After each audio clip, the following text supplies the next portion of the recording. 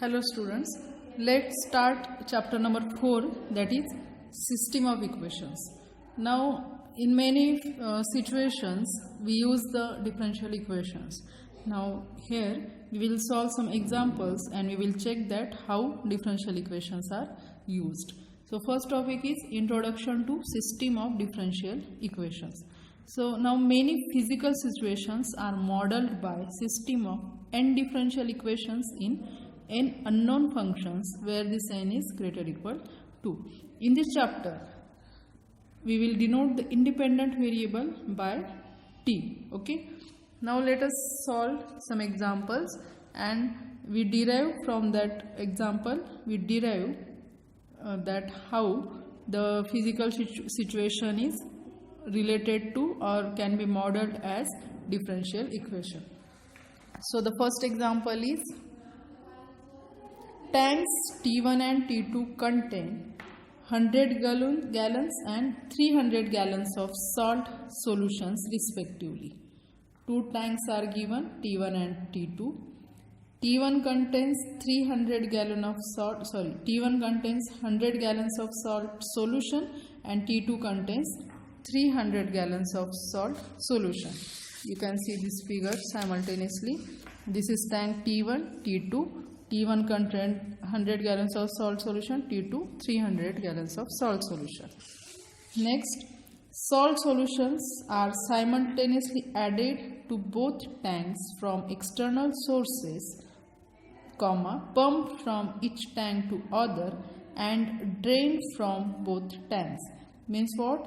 We add here salt solutions are simultaneously added to both tanks from external sources. Okay, we are added it by externally, again from one tank to another salt solution is transferred, and drained means it is drained from both tanks. Okay, a solution with 1 pound of salt per gallon is pumped into T1 from an external source at 5 gallon per minute.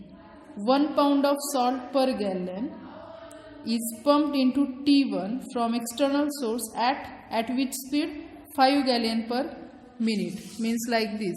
In T1 we are adding salt solution in T1 and what the rate? 1 pound per gallon. Now here is LB. LB is used for pound. 1 pound per gallon means there is 1 pound per gallon salt, and what is its speed? By 5 gallon per minute is added to T1. Similarly in T2 4 gallon per minute and 2 pound per gallon. So that is written here. And a solution with 2 pounds of salt per gallon, okay, is pumped into T2 from an external source at 4 gallon per minute. What is salt? 2 pounds of salt per gallon. So 2 pounds of salt per gallon and at the speed 4 gallon per minute is added to tank T2. Okay. Then the solution from T1 is pumped into T2 at 2 gallon per minute. From T1 to T2 it is pumped by the rate 2 gallon per minute, and from T2 to T1 it is pumped at the rate 3 gallon per minute. That is written here. It is solution from T1 is pumped into T2 at 2 gallon per minute, and the solution from T2 is pumped into T1 at 3 gallon per minute. Okay, full stop. T1 is drained at 6 gallon per minute and T2 is drained at 3 gallon per minute. So here is T1 is drained by, means we are taking the solution out continuously at the speed 6 gallon per minute from T1, and from T2 3 gallon per minute. Okay. Then let Q1T and Q2T be the number of pounds of salt in T1 and T2 respectively at time t greater than 0. Now what is solution in tanks? That is salt solutions, means with salt there is some liquid, that is salt solution. And what is Q1T and Q2T? It is number of pounds of salt only. Okay, Q1T is a number of pounds of salt in T1 and Q2 is a number of pounds of salt in T2 at some time T where T is positive. Question is, derive a system of differential equations for Q1 and Q2. Assume that both mixtures are well stored. Okay. So this is the same figure as shown. What is that? There are two tanks, T1 and T2 are two tanks. T1 contains 100 gallons of salt solution, T2 contains 300 gallons. Now what are the entries in two tanks? By external source and from one tank to another, that numbers are given, and solutions are drained from T1 by 6 gallon per minute, in T2 it is drained out by 3 gallon per minute, and we have to derive the system of differential equations for Q1T and Q2T, where Q1T and Q2T are what? Q1T is a salt in pounds in T1 and Q2T is a salt in pound in T2 at time T. Now let us solve this. So in solution, let rate in and rate out denote the rates in pound per minute. This LB is a symbol for pound. So rate in and rate out denote the rates, that is LB per minute, at which salt enters and leaves a tank. Okay. So Q1 dash will be rate in first tank minus rate out in first tank. Q2 dash, that is rate in second tank minus rate out in second tank. Rate in minus rate out for first tank, rate in minus rate out of second tank. Note that the volumes of the solutions in T1 and T2 remain constant at 100 gallons and 300 gallons respectively. Okay, both the solutions are constant. In tank 1 there is 100 gallon, in tank 2 300 gallons. Now T1 receives salt from external source at the rate of 1 pound per gallon and its speed is 5 gallon per minute. So what will be the total salt entered in tank T1? Its multiplication, that is 1 pound per gallon, 5 gallon per minute. Its multiplication will be 5 pound per minute. And from T2 at the rate of. Now here there is a entry in T1 from external source at this rate, and also in T1 from T2 there is an entry of salt solution from T2 at the rate 3 gallon per minute. But before that, how many salt is present is in 1 gallon, it should be calculated. So entries of salt in T1 is two ways, one this way, another this way, and rate out will be two way, in T2 and drained out. Okay, now first we are calculating entry, so this entry, and now let us calculate this entry from T2. So here it is written, and from T2 at the rate of, now it is what? Pound per gallon in T2 into 3 gallon per minute. It is given, it is 3 gallon per minute. And what is this pound per gallon in T2 means how many salt is present in T2 per gallon? That will be 1 upon 300 Q2, because Q2 is salt present, and how many salt solution is there? 300 gallon. So Q2 upon 300 will give salt in T2, that is pound per gallon. This number gives the pound per gallon salt in T2 into this 3 gallon per minute, that will be 1 upon 100 Q2 pound per minute. Therefore, what will be rate in? Rate in 1, rate in will be 5, this rate 5 plus 1 upon 100 Q2. 5 plus 1 upon 100 Q2. Let us give it equation 3. Now what about rate out? So there are three ways for rate out from T1. This is first rate out. This is first way, that solution leaves the tank T1, and it is second, that solution leaves the tank T1. These are two ways. So let us calculate that. Solution leaves T1 at the rate of 8 gallon per minute. Why 8 gallons? Since 6 gallon per minute are drained and 2 gallon per minute are pumped to T2.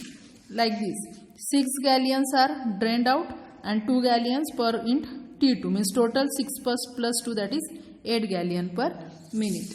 But how many salt is present in that? So rate out is what? This is total 8 gallon per minute, but how many salt pound per gallon in T1? The total solution in T1 is 100 gallons and salt is Q1. So Q1 upon 100 into this 8, that is 2 upon 25 Q1. This is rate out in 1. So using 3 and 4 in 1. What is, this is our rate in, 3 means rate in, 4 means rate out. And what is our equation number 1? Equation number 1 is Q1 dash is rate in minus rate out of 1. So using that, what will be Q1 dash is, this is rate in, okay, 5 plus 1 upon 100 Q2 minus rate out is 2 upon 25 Q1. Let us give it equation A. Similarly for T2, next, T2 receives salt from the external source at the rate of 2 pound per gallon into 4 gallon per minute, that is 8 pound per minute, and from T1 at the rate of, from T1 T2 receives a salt at the rate of pound per gallon in T1 into 2 gallon per minute, that is 1 upon 100 Q1, because there is 100 gallon of salt solution in T1 into 2, that is 1 upon 50 Q1 pound per minute. Therefore rate in 2 will be that previous 8 plus this is from external source plus from T1. So that is 1 upon 50 into Q1. Next, solution leaves T2 at the rate of 6 gallon per minute since 3 gallon per minute are drained and 3 gallon per minute are pumped in T1. Therefore rate out of 2 is pound per gallon in T2 into 6 gallon, that 6 gallon per minute, that will be, now in T2 what is how many solution, how much solution is there? 300 gallon. So it will be 1 upon 300 Q2 into this 6, that will be 1 upon 50 Q2. Next, using 5 and 6 in 2, what was 2? Q2 dash is rate in minus rate out, which is equal to, what was rate in? 8 plus 1 upon 50 Q1 minus rate out is 1 upon 50 Q2. So this is our equation B. Now here equation A and equation B gives a system of two first order equations in two unknowns. Q1 dash, Q2 dash both are first order equations, and in two unknowns. Which are two unknowns? Q1 and Q2, that are two unknown functions. Okay. Now let us solve another example, that is example 2. A mass M1 is suspended from a rigid support on a string S1. What is given? A mass M1 is suspended from a rigid support on a spring S1, like this. Mass M1 is suspended to this string S1. Okay. Next, and a second mass M2 is suspended from the first on the spring, and second mass M2 is suspended to this first mass by spring S2. Okay, spring mass M1 is attached to spring S1, M2 is attached to spring S2, and this spring S2 is attached to this mass M1. The springs obey Hooke's law with spring constants K1 and K2. Internal friction causes the springs to exert damping forces proportional to the rates of change of their lengths with damping constants C1 and C2. Let Y1 is equal to Y1t and Y2 is equal to Y2t be the displacements of the two masses from their equilibrium position at time t. What is Y1 and Y2? Displacements of the masses at time t from their equilibrium position, measured positive upward. Okay. Derive a system of differential equations for Y1 and Y2 assuming that the masses of the springs are negligible. We have to derive a system of differential equations for Y1 and Y2. What are Y1 and Y2? Displacement of a masses from equilibrium position and it is measured in positive direction, positive upward direction. Assuming that the masses of the springs are negligible, okay, and that vertical external forces F1 and F2 also act on the objects. So let's solve it. In equilibrium, S1 supports both M1 and M2.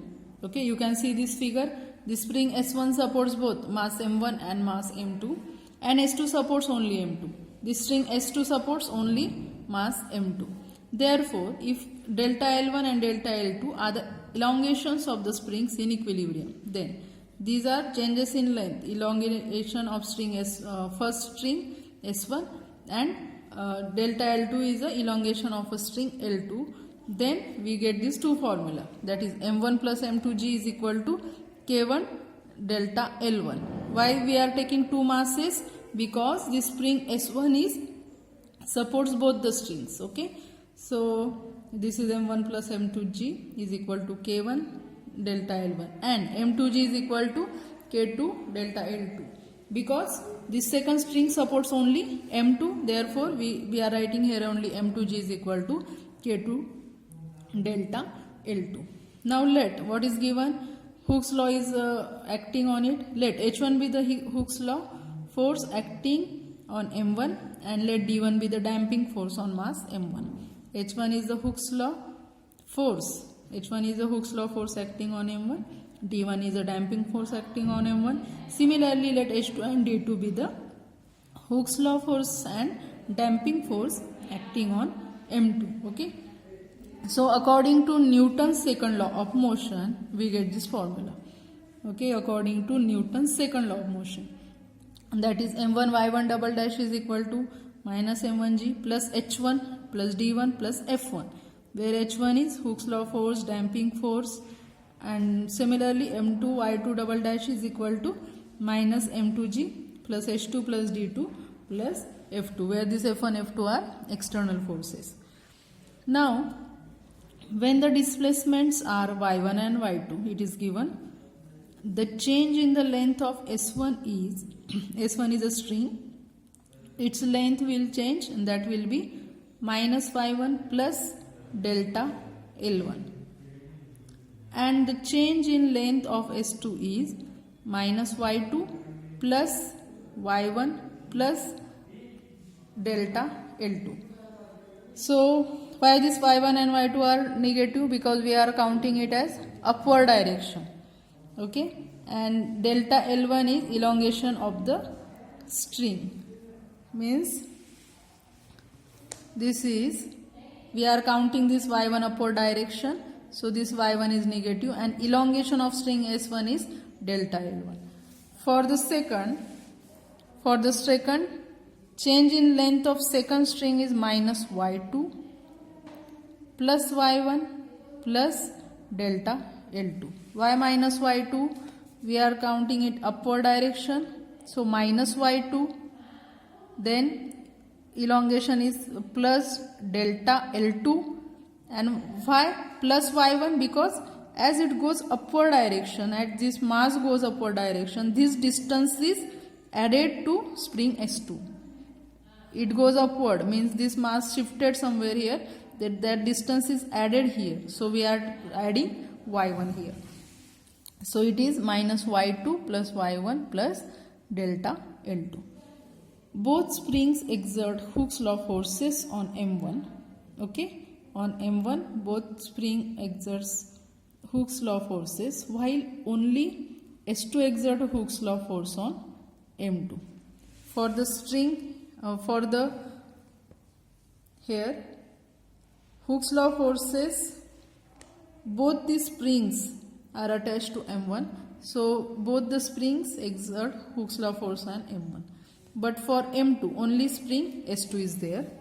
Therefore, we get the equations for Hooke's law force as H1 is equal to K1 minus Y1 plus delta L2 minus K2 minus Y2 plus Y1 plus delta L2.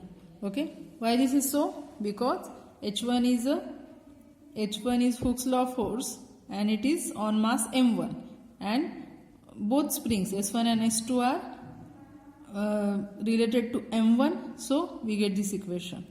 Okay, these are the change in length. This is change in length of S1, change in length of S2, and these are the constants K1 and K2. Similarly, H2 means it is Hooke's law force on M2, but for M2 only spring S2, for M2 only spring S2 is related, so we get the equation H2 is equal to K2 minus Y2 plus Y1 plus delta L2.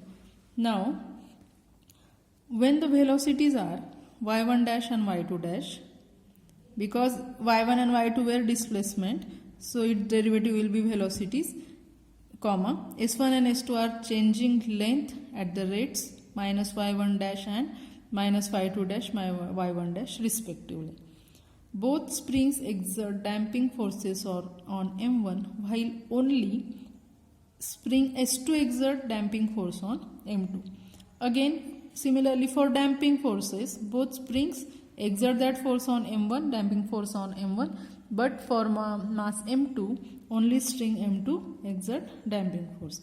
Therefore, we get these two equations. D1 is minus C1 Y1 dash plus C2 Y2 dash minus Y1 dash, and damping force D2 is minus C2 Y2 dash minus Y1 dash. That is equation number 4. In next step, what we will do? We will substitute these values of H1, H2, D1, D2 in this equation 2. H1, D1 here and H2, D2 here. So our next step is from equations 2, 3 and 4. So we substitute values of H1 and D1 here. So M1 Y1 double dash is minus M1G plus K1 minus Y1 plus delta L1 minus K2 minus Y2 plus Y1 plus delta L2 minus C1 Y1 dash plus C2 Y2 dash minus Y1 dash plus F1. And we can simplify this. You can write directly this equation after this. So which is equal to, take the minus sign common, minus M1G minus here minus K1 del L1 plus K2 delta L2 minus K1 Y1 plus K2 Y2 minus Y1 minus C1 Y1 dash plus C2 Y2 dash minus Y1 dash plus F1. Let us give it some equation number. And in second equation, we put the value of H1 and D1. We get this equation. We will simplify it. We will write in such a form. So minus M2G minus, here minus M2G minus K2 del L2 minus K2 Y2 minus Y1 minus C2 Y2 dash minus Y1 dash plus F2. Okay, these are, we get these two equations 7 and 8. Now from equation number 1. This is our equation number 1. M1 plus M2G is equal to K1 delta L1. From this we can write M1G plus M2G minus K1 delta L1. And from this we can write, we can shift this term to left hand side, which will be 0. So from equation number 1, it is written here M1G plus M2G minus K1 delta L1 is equal to 0. Therefore, but what is M2G? In equation 1 it is K2 delta L2. So we substitute that value here for M2G minus, here M1G as it is, this minus K1 delta L1 as it is. For M2G we substitute K2 delta L2 is equal to 0. And from this second equation, in equation 1, whatever the second equation was, that from that we can write minus M2G plus K2 delta L2 is equal to 0. Therefore, we can rewrite 7 and 8 as. Now, you can see in this equation 7, this is equation 7, this is M1G minus K1 delta L1 plus K2 delta L2. And what is its value? Its value is 0. So we substitute that 0 here, and M1 Y1 dash is equal to remaining terms. And in equation 8, this M2G minus K2 delta L2 means minus M2G plus K2 delta L2, that is also 0. So we substitute the value 0 here and we write the remaining equation. So using these values in 7 and 8, we get these two differential equations. Okay. both equations are differential equations in y1 and y2. Double derivative is there. Okay, and how many unknowns are there? Unknowns are also 2. Okay, let's stop here. In next lecture we will solve one more example like this, and then next we will start next topic. Thank you.